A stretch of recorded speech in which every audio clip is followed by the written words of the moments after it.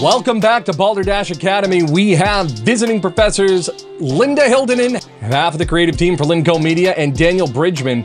Tonight, we have 4 questions and give me the details, the answer.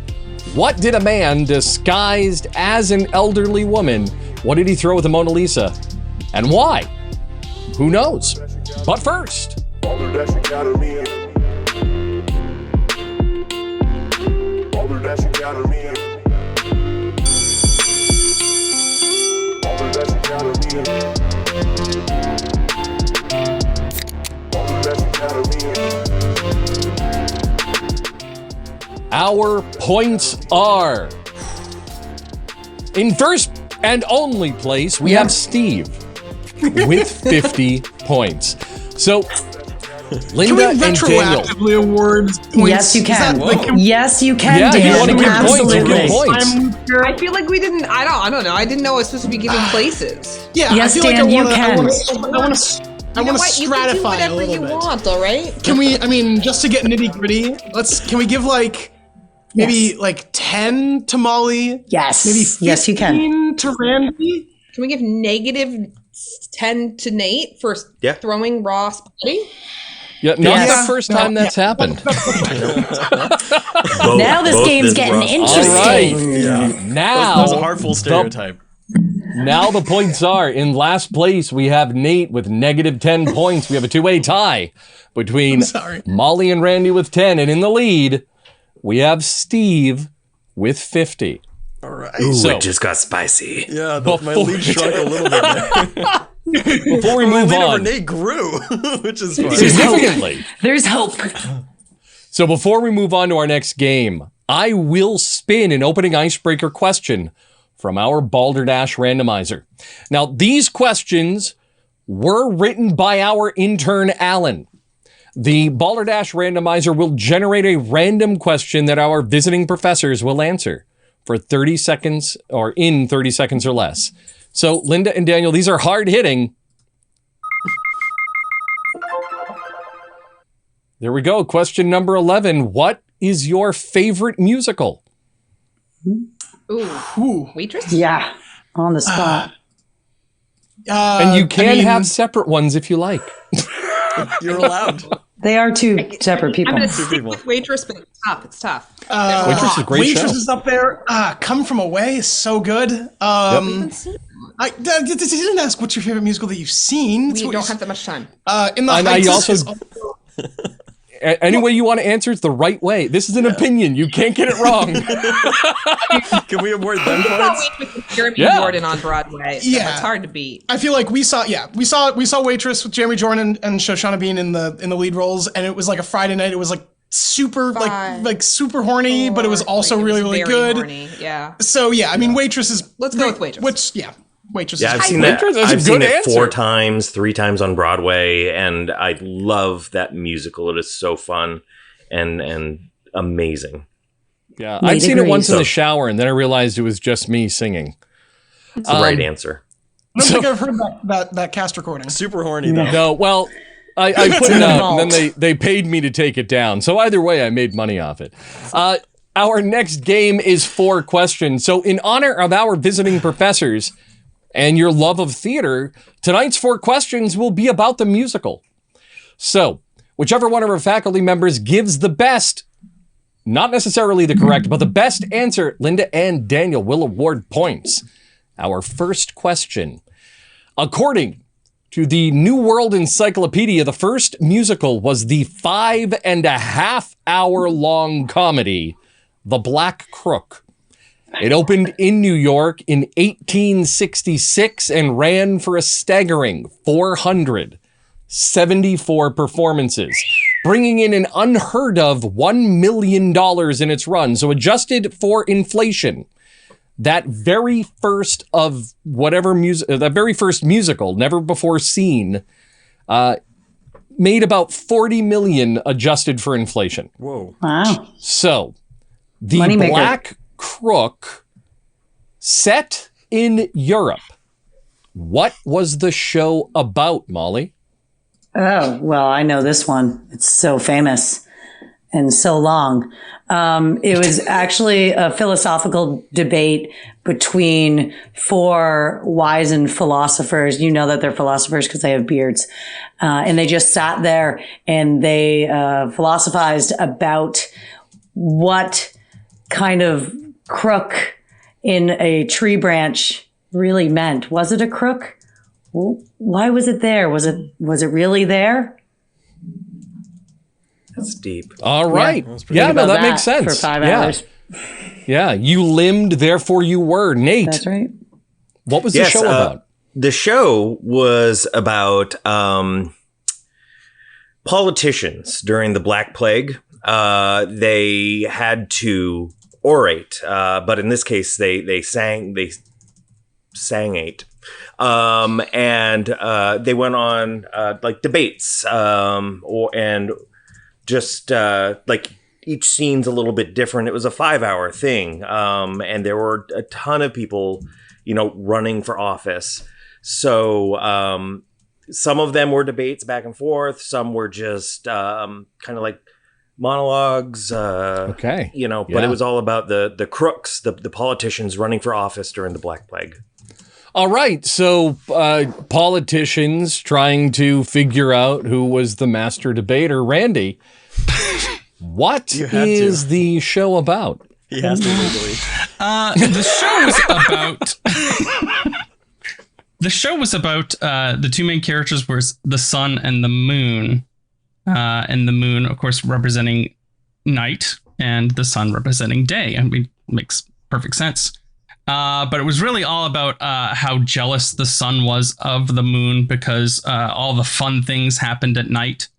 So the sun would put on a disguise to, hide its sunniness, its brightness, and would steal things from the night to make it less appealing to people so that they would like daytime better. All right, self-eclipsed crime spree. Steve. This was a musical about a criminal, and this man, he wore a heavy cloak, and he was friends with a man who could dye, color dye clothing. Okay.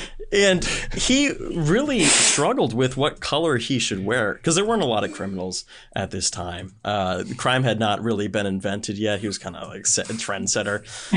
He's like, what if I want something? It's not mine. Can I just, take it? Like nobody had thought about that before. He's like, what if something's not true? Can I just say that? Like nobody had thought about doing things that were, not not a good upstanding thing to do. So he decided to do this. He started stealing things. He started murdering people, just as you do.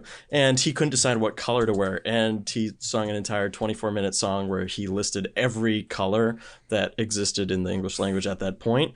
It was beautiful. And the reason it was so popular is people at the time weren't exposed to too many colors. So they really just wanted to listen to a man list every color. Which is really why they generated so much money. Unfortunately, the title is a spoiler. He ended up just wearing a black cloak. Kind of anticlimactic. Yeah, it was a little bit. Yeah. All right. So Steve, he sang a chromatic song for his wardrobe. I mean, why not? That was a long, drawn out way to get there. All right. Yep. So the Black Crook. What was the show about? We have Molly, philosophical debate with bearded philosophers about a tree branch, the crook in a tree branch. We have Nate, politicians during the Black Plague, singing about debates. We have Randy, shows about the sun and the moon and the sun self-eclipsing to have fun in the night. And we have Steve, a criminal, finds a friend who can dye clothing, and he struggles with what color he should wear while inventing larceny. All right. All answers. How would you like to score? That was a rough round, guys. On behalf of Ricky Gervais, I would like to take points away from Steve for basically ripping off the invention of lying. Oh, damn, you know your films. Oh, I was really hoping there you had familiar with the films of Ricky Gervais.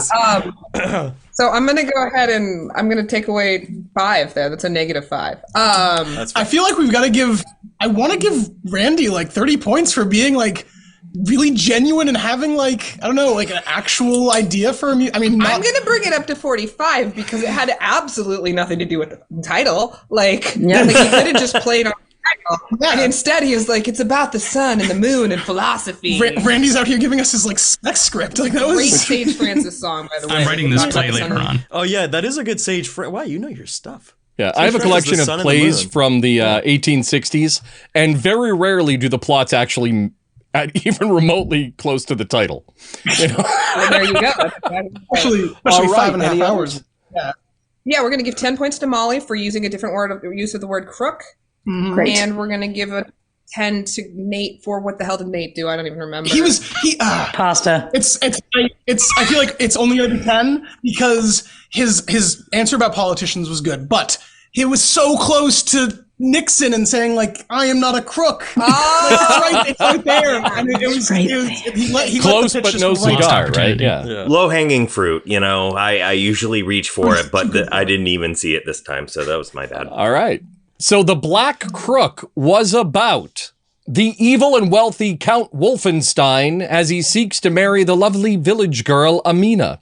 With the help of Amina's scheming foster mother Barbara, the Count arranges for Amina's fiancé Rodolphe, an impoverished artist, to fall into the hands of Herzog, an ancient crook-backed master of black magic.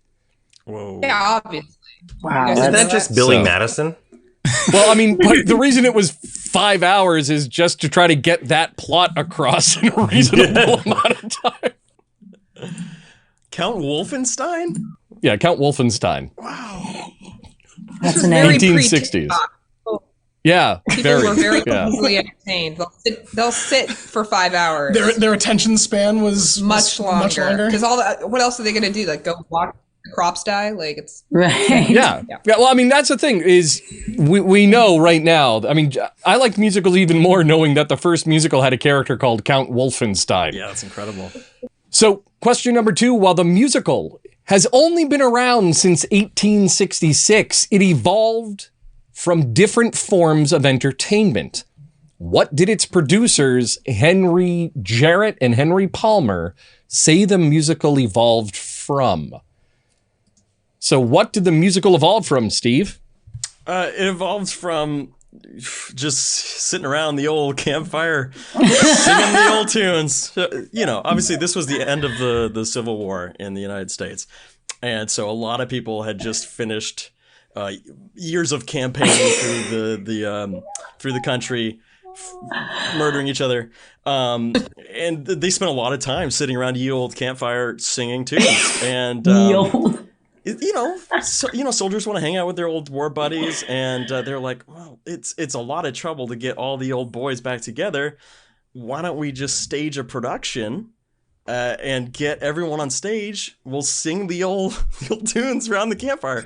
So obviously they had to stop doing that immediately once like several theaters were burned down. But the same spirit kept with it, and that's where the musical came from. All right, sitting around a campfire, the end of the Civil War, in a theater. Ye old campfire. With real campfire. Ye old, which, fun fact, It's a different kind of the campfire. Y in ye is a thorn, which has the same phoneme as a TH. Right. So when you see ye old, it literally pronounced the. The more you know. Molly, Or you know. what did it evolve from? It evolved from, lo and behold, the very first homeowners association meeting where things got so heated that the whole shebang with Count Wolfenstein and the crook and the whole hoo-ha came out.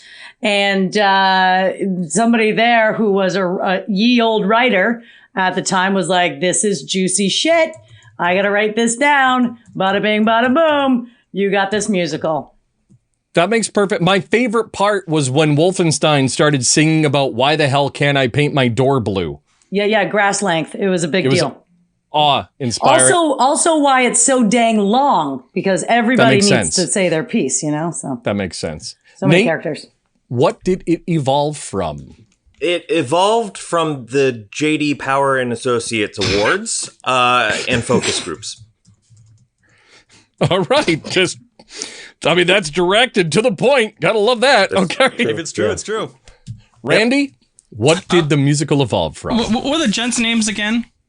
The gents. Henry's, Jarrett, and Palmer. You actually might know them, being somebody in Descripted who, because Jarrett and Palmer did have their hands in some of the early Pulitzer Prize winning plays, known as Jarrett and Palmer.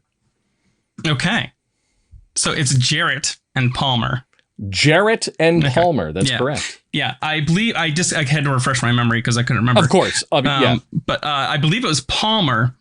Palmer had a lot of trouble sleeping because he was just plagued with nightmares over a period of a few months. And it was this recurring nightmare. And it pretty much was the storyline of the musical that just, once a week he'd have this nightmare and he would just tack on to the end of it. And that's why it was so long, because it was just, it was an hour and an hour and an hour. It was over, 4 or 5 weeks, whatever. And that's what it was. That makes sense. And it's still true today. There are some junior versions of musicals that have evolved from nightmares. So we have, what did it evolve from? We have Steve sitting around ye old campfire at the end of the Civil War, Molly, an HOA meeting, Nate, JD Power and Associates and focus groups, and Randy, it evolved from nightmares. How would you like to score? Want me to go or you want to go? You can go. I'm going to go 25 points each to Steve for accuracy, because technically all storytelling evolved from sitting around a campfire and talking about things. Sure. And then 25 for Nate for brevity. It is the soul of wit. Yeah. Yes. No. You want to? Anybody else? He certainly didn't waste our time. I think Molly's got to win this one, because I hate HOAs with a passion. Yeah. Like, oh wow! So Dan grew up in Yarmouth. So. I did not have an HOA, but But he knew a lot of people who did. Probably. Social pressure. I probably do. Yeah. No. You got a lot of people judging each other in their little subdivision that you grew up in. Oh yeah. Lots of in Yarmouth still hold a grudge that they're younger than North Yarmouth as a city. I get it. Oh yeah. They came second. Yeah. So I feel like Molly's gotta come out on top with 42 points, because 42 points. And I think Randy's got to bring up the rear with only 17. 17. Are you just making the math hard on purpose? Of course. All right. Cool. Oh no, it's okay. Keeping it interesting. Yeah, the spreadsheet can do it with no problem. So, what did it evolve from? The musical is a combination, admittedly so, a combination of theater, vaudeville, and opera devised into a new art form. Yep. In fact, they were trying to import the unique vaudeville experiences in Europe, and they just started combining them. Question number 3, up until Hammerstein and Kern's production of Showboat in 1927, all musicals were in one specific genre. And no, the genre isn't musical.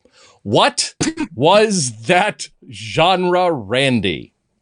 Well, I mean, it's my favorite genre, and the one that makes me laugh the most. It was a mockumentary.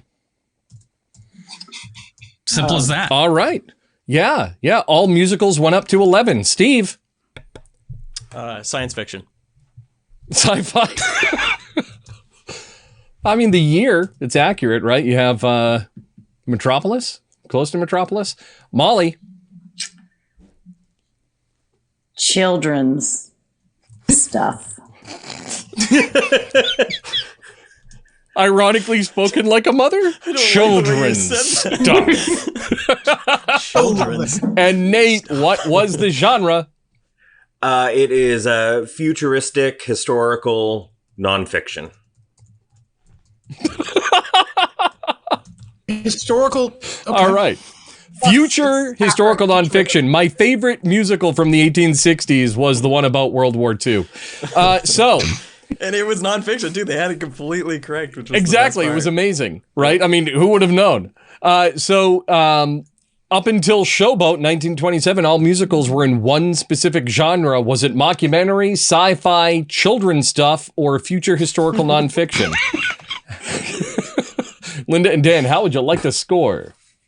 How would you like to score up? I think Randy gets top points here. I think Because you just want to think about Wolfenstein turning to the camera and being like, I really wanted to get with Herzog. Like, just doing the office stare at the Hey, audience. if you Just guys a moment ever for, want to do a rewrite and you want to do a musical, let me know. I'll write you an office version of Count Wolfenstein. Wolfenstein. The black. All right, how would you like? Yes. So, How much you wanna give Randy? Randy's gonna go up to. Randy's gonna have 51 points. Wait, A total? nice- 51. No, Give no, him no. He's gonna get 51. Wow, Yep. big time. It's 50. What? You He's raising the bar. Yeah. all you. It's fine. It's fine. I'm gonna give Steve Corning 39.5 because technically everything was science fiction. They didn't have that much science He around. did not deserve 39 and a half. that was I love this. Now I you're retaliate by giving Nate something. no, Molly. What the? Molly.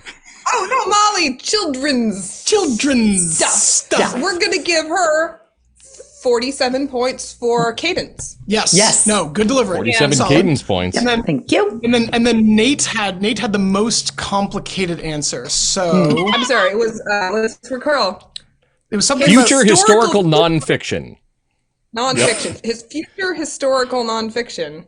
That's so like right. alternate universe. So wait, it's like hold an on. I alternate think we're history? giving him. I think we're giving 25 points for future, and then we're subtracting 32 points for historical. Ooh, but and then add. nonfiction, we're going to add in 6. I don't know where that. No, he's got to have All right, a little more than that. It's Why? How about Shut that. Okay. We're slowing down the whole process here. They have other games. They don't want to slow I like this. This is I'm a great. math- This is a game within a game. I want to write a musical about you two. See you at Port There's a Fringe. lot of meat here. I So, like this. watching a musical about we that. have what was the genre? Well, prior to 1927, all musicals were comedies. Okay. Oh, you were just looking Yeah. for comedy. Comedy, the genre of comedy. Yes. Which includes question number 4, our final children's question. comedy. Broadway is a street that runs through the heart of Times Square for people still living under a rock. But you don't have to be on Broadway to be produced on Broadway. What determines if a show is produced on Broadway? Nate? Your tax exemption ID number. Love it. All right, tax exemption ID. And if you want to see whether or not you are allowed to be on Broadway, you can just skip that and send your social security number to us at Balderdash Academy with your mother's maiden name. And okay, so Randy, what determines if a the show is thing produced that off Broadway? determines whether On it's Broadway. on Broadway. I think it's how many people can fit in the building before the fire marshal has a fit. All right, yeah. How many people can fit in the building? Good answer, Steve. Technically, you can be on Broadway anywhere in the world as long as you have a giant scale out front where you can weigh some broads. no? Complaints can be delivered to Steve Corning, care of Balderdash Academy. Yeah. Am I getting muted again? Am I getting censored? No, but you should No, be. not for that one. That's consequences matter. Molly. Wow, gotta follow that. Okay. It's if you get the coffee order correct for the person you're trying to bribe. So you gotta get the caramel macchiato with the whip and the extra caramel sauce with the whatnot in the venti and the hoo-ha. You The know, high-fat skinny latte. all that. Okay. I don't know if anybody's actually ever used the hoo-ha in the coffee order, but I'm game. Okay, Whatever so the coffee order may Are we- be, are you we gotta get it taking right. How many times has Molly McGill said hoo-ha tonight? It's at least 3. I think we Probably. should get a counter What? at the bottom of the screen. what determines if a show is produced on Broadway? We have Nate with tax exemption ID. Randy, how many people can fit in the building before the fire department gets itchy? Steve, giant scale on the street. where you can weigh some broads. No, And don't Molly, say it. coffee order correct. If you can get your partner's coffee order correct, how would you like to score? Well, I want to give something like 100 points to Randy because I think that's technically the correct answer. He's closest to correct. When it comes to whether it's on Broadway or off Broadway, I believe that's how many seats there are in the theater. You're taking away from Bob's duty is like telling us what the actual answer is. I know. Oh, no, go ahead. You're doing fine. 100 points to Randy. Wow. 20 points to Molly for saying hoo-ha again? 25. Okay. 25 for Molly's hoo-ha. We're sticking with the brevity, so we're gonna go with 30 points to Nate. And then what do we do about Steve? It's okay, We've been Steve. asking for years. Dan is being performatively offended by anti-feminist, like whatever. It's just the word broad. Oh, it was the pun. It was the pun. Okay, got it. I thought you were like weighing broad. Kind of more or less offensive than my earlier pun. I just would love to know for you guys. Which one hurts more? How it's a wash. How fast can we get him canceled? Okay, how about let's give him 2 points. Two points. Shave and haircut, 2 points. Yeah. All right. You got 2. Yeah. 2 points. Not bad. Linda and Dan were correct. What determines if a show is produced on Broadway? So a Broadway theater must have 500 seats and be located between 40th Street and 54th, and west of 6th and east of 8th. Theaters with 99 to 499 seats are off Broadway, and if they have 99 seats or less, they are off Broadway. So there you I spent go. a lot of time looking this up so I can figure out if I can qualify for a Tony in the future. Well, here's the thing. To make it easier, speaking of non sequiturs, let's get back to give me the details. And according to NPR, what did a man in disguise throw at the Mona Lisa and why? So, to recap the answers, we have Nate, one of the reporters, dressed up and threw raw spaghetti at the Mona Lisa. Randy, she wasn't being satisfied, and the snicker satisfied. Steve sets up a pun through the Louvre. And Molly wanted her to crack a smile. So those were our answers. The real answer was cake. The man threw cake at the Louvre, screaming in French, "Think of the earth. There are people who are destroying the earth. Think about it. Artists tell you, think of the earth. That's why I did this." This man is now in psychiatric care in France. It's a real shame because the cake was actually just a giant globe on fire, but we didn't get to see that part of the message. It was just smeared icing. Why? Because honestly, nowadays, everything is cake. Let them eat it. Yeah. Everything is cake. Links to the story and the video are in the description. It's now time for our points, and our points are... in last place, we have Nate with 54 points. Next, we have Steve with 111.5 points. Whoa, how did I get Molly with 134 points. And in the lead, we have Randy with 223 points. Whoa. Join us when we return for My Pop Quiz and Technically Correct only on Balderdash Academy. Remember to like and subscribe to the video. Also remember that we have options available if you would like to support the show directly. You can show your school pride with merch from our store. We're also booking live shows, improv comedy, team building throughout New England. We're just doing, we just did a show at Project Graduation. We're also featuring our brand new live radio show on the air, a portion of which is being premiered at PortFringe this June in the next coming days. So links to everything, including tickets to PortFringe, are in the description. Thank you for watching and have a good night. We'll see you later on this week at PortFringe. Go Dashers!